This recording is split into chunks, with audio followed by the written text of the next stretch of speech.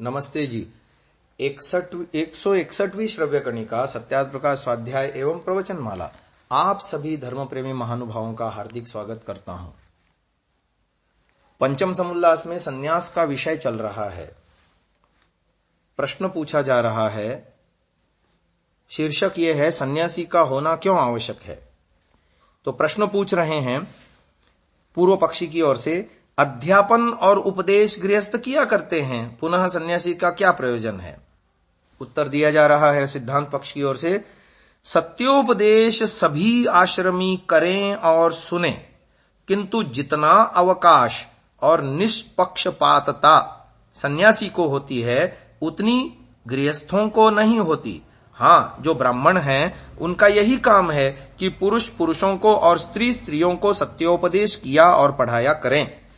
जितना भ्रमण का अवकाश सन्यासी को मिलता है उतना गृहस्थ ब्राह्मणादिकों को कभी नहीं मिल सकता। जब ब्राह्मण वेद विरुद्ध आचरण करे तब उनका नियंता सन्यासी ही होता है, इसलिए सन्यास का होना उचित है। फिर आगे आ रहा है कि जन लाभार्थ सन्यासी एकत्र अधिक भी ठहरे। एक सवाल होता है कि सन्यासी का नाम है परिव्राट। परिव्राट का मतलब होता है घूम घूम करके प्रचार करने वाला। तो एक प्रश्न पूछा कि एक रात्रिम वसेत ग्रामे इत्यादि वचनों से सन्यासी को एकत्र एक रात्रि मात्र रहना, अधिक निवास न करना चाहिए।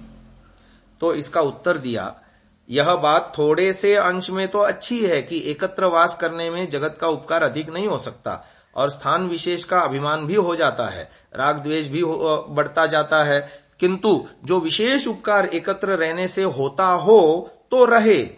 जैसे राजा जनक के यहाँ 4-4 महीने तक पंचशिखादि और अन्य सन्यासी कितने ही वर्षों तक निवास करते थे, और एकत्र न रहना यह बात आजकल के पाखंडी संप्रदायों ने बनाई है, क्योंकि जो सन्यासी एकत्र अधिक रहेगा तो हमारा पाखंड खंडित होकर अधिक न बढ़ सकेगा। अब यह जो एक रात्रिम वसेत ग्रामे जो प्रमाण दिया जा रहा है, यह नारद परिव्राजकोपनिषद के 4th अध्याय के 14वें श्लोक का अंश है।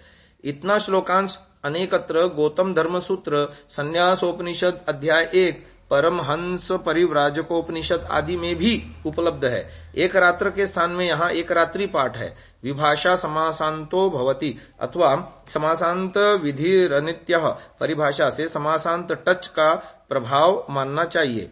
पूरा पाठ इस प्रकार है, एक रात्रम वसेत ग्रामे नगरे पंचरात्रकम नारद परिव्राजक, एक रात्रम वसेत ग्रामे पत्तने तु दिनत्रयम, पूरे दिनद्वयम भिक्षुर नगरे पंचरात्रकम, ये नारद परिव्राजक उपनिषद में है। फिर ग्रामे एक रात्रम नगरे पंचरात्रम चतुरो मासान वार्षिकम वा नगरे वापि वसेत, ये संन्यास प्रकरण में है, संन्यासोपनिषद में है। और ऐसी ग्राम एक रात्रम तीर्थे त्रिरात्रम पत्तने पंचरात्रम क्षेत्रे सप्तरात्रम, ये परमहंस परिव्राजकोपनिषद में आया। यहाँ सर्वत्र पत्तन से कस्बे का ग्रहण होता है और पुर से महानगर जिसका विस्तार 1 कोस से कम न हो। तो वर्षा स्वेकत्र संवसेत, इसमें सब में सारे लोग एक मत हैं, यानी बारिश के काल में सारे एक साथ रहें, इस विषय में तो मतभेद नहीं है, परंतु अन्य विषय में कालावधि के भिन्नता का कोई नियामक सिद्धांत यहाँ प्रतीत नहीं होता। वर्षा संबंधी निर्देश निर्विवाद है। सिद्धांततः परिव्राजक यानी परितः व्रजति इति परिव्राजकः, इसकी गतिविधियों पर किसी प्रकार का प्रतिबंध नहीं लगाया जा सकता। वह स्वेच्छाचारी है, अपना कार्यक्रम बनाने में सर्वथा स्वतंत्र है। प्रकृत विषयों में महर्षि दयानंद जी का निर्देश सर्वथा संगत और तर्क प्रतिष्ठित तथा व्यवहार्य है। ग्रंथकार यानी ऋषि दयानंद द्वारा निर्दिष्ट स्थान विशेष के अभिमान तथा कालांतर में राग द्वेष की संभावना से भी इनकार नहीं किया जा सकता। इसका संकेत नारद परिव्राजकोपनिषद में भी किया है। तद्यथा द्विरात्रम न वसेत ग्रामे भिक्षुर्यदि वसेत तथा रागादयः प्रसज्येरंस्तेनासौ नारकी भवेत। यह कोई सार्वभौम अथवा सार्वकालिक सिद्धांत नहीं है, देश काल पात्र के अनुसार इसका ग्रहण किया जा सकता है। संन्यास के प्रसंग में मनुस्मृति का अन्य श्लोक भी देखने योग्य है। अनग्निरनिकेतः स्यात् ग्रामामन्नार्थमाश्रयेत् उपक्षको संकुशोको मुनिर्भाव समाहितः। संस्कार विधि में इस श्लोक का अर्थ ऋषि दयानंद ने इस प्रकार किया कि वह सन्यासी आहवनीय आदि अग्नियों से रहित स्वाभिमत घर के बिना अन्न वस्त्रादि के लिए ग्राम का आश्रय लेवे। दुर्जनों की उपेक्षा करता हुआ स्थिर बुद्धि मननशील होकर परमेश्वर में अपनी भावना का समाधान करता हुआ विचरे। श्लोक में आए अनग्नि शब्द पर टिप्पणी करते हुए महर्षि दयानंद जी ने अपनी टिप्पणी दी। इस पद से भ्रांति में पड़कर सन्यासियों का दाह नहीं करते और सन्यासी लोग अग्नि को नहीं छूते, यह पाप सन्यासियों को पीछे लग गया। यहाँ आवनीय आदि संज्ञक अग्नियों को छोड़ना है, स्पर्श व दाह कर्म को छोड़ना नहीं है। तो आगे बहुत अच्छा विषय आ रहा है कि सन्यासी को धन आदि देना चाहिए या नहीं।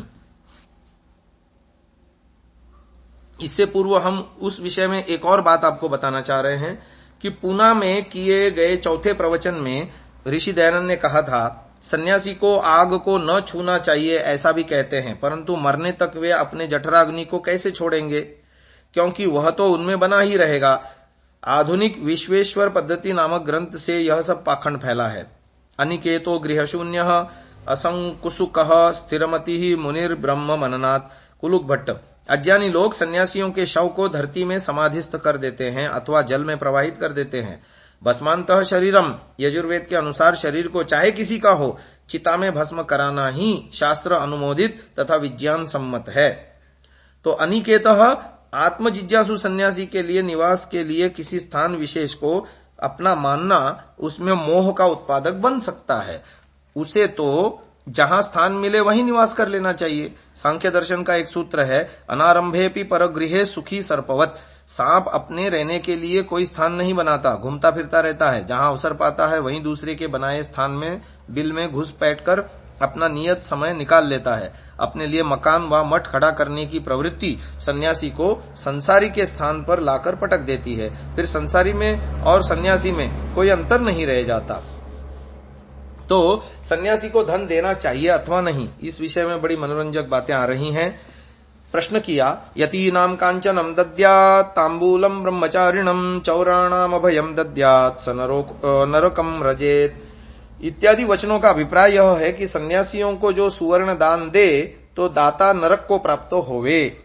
तो उत्तर यह है, यह बात भी वर्णाश्रम विरोधी संप्रदायी और स्वार्थ सिंधु वाले पौराणिकों की कल्पी हुई है, क्योंकि सन्यासियों को धन मिलेगा तो वे हमारा खंडन बहुत कर सकेंगे और हमारी हानि होगी, तथा वे हमारे अधीन भी न रहेंगे। और जब भिक्षादि व्यवहार हमारे अधीन रहेगा तो डरते रहेंगे। जब मूर्ख और स्वार्थियों को दान देने में अच्छा समझते हैं तो विद्वान और परोपकारी सन्यासियों को देने में कुछ भी दोष नहीं हो सकता। देखो विविधानि च रत्नानि विविक्तेषु पपादयेत्, ये मनुस्मृति में आया। नाना प्रकार के रत्न सुवर्ण आदि धन विविक्त अर्थात सन्यासी को दे देवें। और यह श्लोक भी अनर्थक है, क्योंकि सन्यासियों को सुवर्ण देने से यजमान नरक को जावे तो चांदी मोती हीरा आदि देने से तो स्वर्ग को जाएगा। यानी अर्थापत्ति से ऋषि दयानंद उसकी काट कर रहे हैं। प्रश्न पूछा जा रहा है, यह पंडित जी इसका पाठ बोलते भूल गए। यह ऐसा है कि यति हस्ते धनम दद्यात्, अर्थात जो सन्यासियों के हाथ में धन देता है वह नरक में जाता है। उत्तर, यह वचन भी किसी अविद्वान ने कपोल कल्पना से रचा है, क्योंकि जो हाथ में धन देने से दाता नरक को जाए तो पग पर धरने और गठरी बांधकर देने से स्वर्ग को जाएगा। इसलिए ऐसी कल्पना मानने योग्य नहीं। हाँ, यह बात तो है कि जो सन्यासी योगक्षेम से अधिक रखेगा तो चौरादि से पीड़ित होगा और मोहित भी हो जाएगा, परंतु जो विद्वान है वह अयुक्त व्यवहार कभी नहीं करेगा, न मोह में फंसेगा, क्योंकि वह प्रथम गृहस्थाश्रम में और ब्रह्मचर्य आश्रम में सब भोग करके देख चुका है। और जो ब्रह्मचर्य से सन्यासी होता है वह पूर्ण वैराग्य युक्त होने से कभी नहीं फंसता।